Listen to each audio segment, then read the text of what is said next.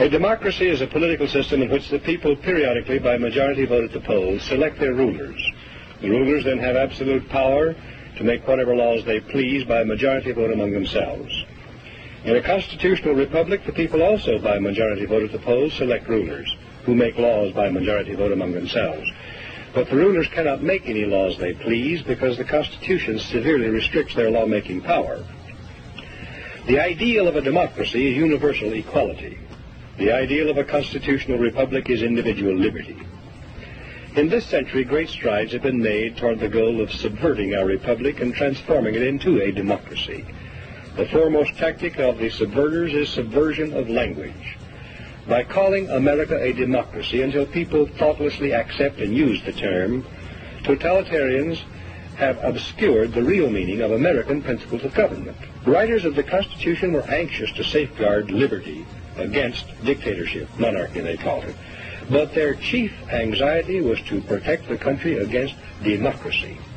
Edmund Randolph, delegate to the Constitutional Convention from Virginia, said the general object of the convention was to provide a cure for the follies and fury of democracy. Elbridge Gerry and Roger Sherman, delegates from Massachusetts and Connecticut, urged the Constitutional Convention to create a system to eliminate the evils that flow from the excess of democracy. Alexander Hamilton, delegate from New York, said, "We are now forming a Republican government. Real liberty is not found in democracy. If we incline too much to democracy, we shall soon shoot into a monarchy." John Adams, one of the giants of the American Revolutionary period, said, "Democracy will envy all, contend with all, endeavor to pull down all. And when by chance it happens to get the upper hand for a short time, democracy will be revengeful, bloody, and cruel." America was founded not as a democracy, but as a constitutional republic. We pledge allegiance to the republic, for which our flag stands, not to a democracy. The Constitution requires a republican form of government for all states, but does not mention democracy, and neither does the Declaration of Independence or the Bill of Rights.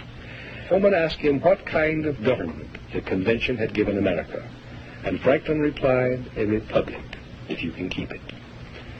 Very old and very wise, Franklin saw through the mists of time to the day when Americans might trade their freedom in a constitutional republic for the promise of government guaranteed equality and security in a democracy.